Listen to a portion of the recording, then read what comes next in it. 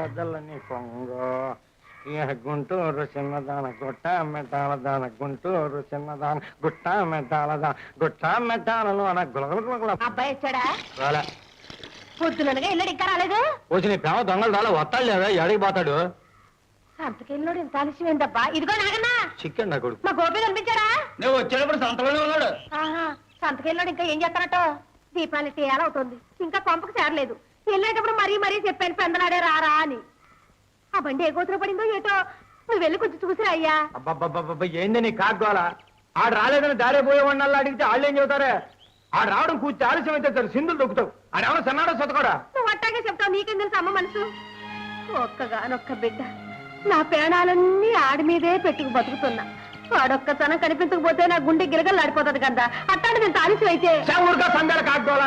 నా బిడ్డ గురించి నేను ఎడితే నీకైతే మధ్య ఏడు బాగా ఏడు. ఆ గుండకాడు కూకొని శోకాలు పెట్టు. నువ్వు ఏడు ఏడుస్తూ ఉండు. ఆడు దర్జాగా సినిమా పాటలు పాడుకుంటా వస్తాడు. ఓ ఎరా సింహాద్రే, నీ బండి మొండికేసిందా? దీనికి ఆగిపోవటం మామూలేగా. అందుకే అన్నారా మాట నన్ను మిషన్ బండి నమ్ముకునే కంటే మాటినే ఎద్దు బండి నమ్ముకోమని. చూడు, నన్ను మా ఇంటికి బండి మీద తీసుకెళ్తావా? ఎరా రావుడు, తీసుకెళ్దావా?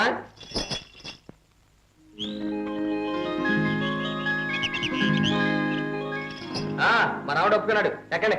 సింహాద్రి, త్వరగా రిపేర్ తీసుకుని ఇంటికి రా. అలాగే నాన్నగారు. సామాన్లన్నీ డిక్కీలో ఉన్నాయి, జాగ్రత్త. అలాగే అలాగే. అలా రావుడు పలా.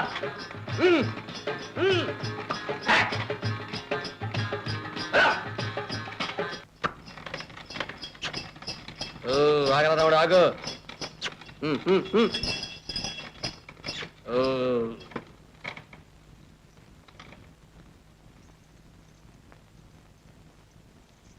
నీ పాట, నీ రావుడి పరుగుతో ఇంత దూరం కూడా క్షణాల మీద వచ్చినట్టు అనిపించింది. మీరు వచ్చింది క్షణాల మీద కాదండోయ్, నా బండి మీద. తీసుకొచ్చినందుకు చాలా థ్యాంక్స్. ఇదిగో ఈ పదుంచు. డబ్బిస్తున్నారా? చూడండి, మాటకి మంచితనానికి సహాయానికి అభిమానానికి డబ్బుతో విలువ కట్టడం డబ్బున్న వాళ్ళకి అలవాటు. కానీ అది చాలా పొరపాటండి. మరి నువ్వు నన్ను ఇంత దూరం తీసుకొచ్చావుగా? దాందే ఉందండి. మీకు విషయం చెప్పనా? మా రావుడికి నాకు తెలిసినంత వరకు బంతి పువ్వు లాంటి అమ్మాయి మా బండి ఎక్కటం ఇదే మొదటిసారి. వస్తానండి. నాన్నా, అమ్మా రాధా, ఇదైనా రావడం? కారేది మామూలుగా దారిలో ఆగిపోయి ఉంటుంది, బండి మీద వచ్చుంటారు. నువ్వు నోర్మై. 4 గ్రామాలకు మోతుబరి ఈ రాఘవయ్య కూతురు ఓ ఎద్దు బండిలో ఇంటికి రావడమా? ఇంతకీ కారేమైందమ్మా? నాన్న, అది పేరుకు మాత్రమే కారు గాని కారుకు ఉండాల్సిన లక్షణం ఒక్కటి కూడా లేదు. కొన్ని పాటలు కూడా లేవండి. దారిలోనే ఆగిపోయిందన్నా. అదే కదా దాని లక్షణం. ఇంతకీ ఆ గోపిగాడి ఎద్దు బండి ఎక్కి మహాయోగం మన అమ్మాయి గారికి ఉందండి. కోదండం. అయ్యో దండం. నువ్వు పదమ్మా, ప్రయాణం చేసి అలిసిపోయినట్టున్నావు. ఆ స్నానం అది చేసి విశ్రాంతి తీసుకుంది కానీ.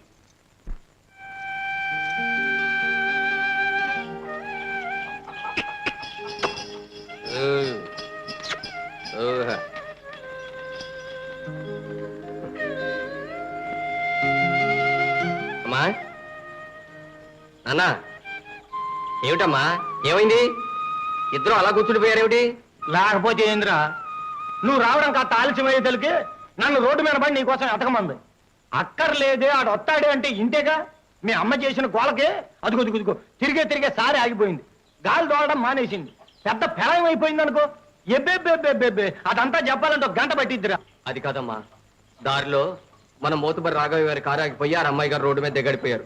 అది నా ఇంటికాడ దింపేసి ఇంటికాడ దింపి నువ్వు తాపీగా వచ్చావన్నమాట.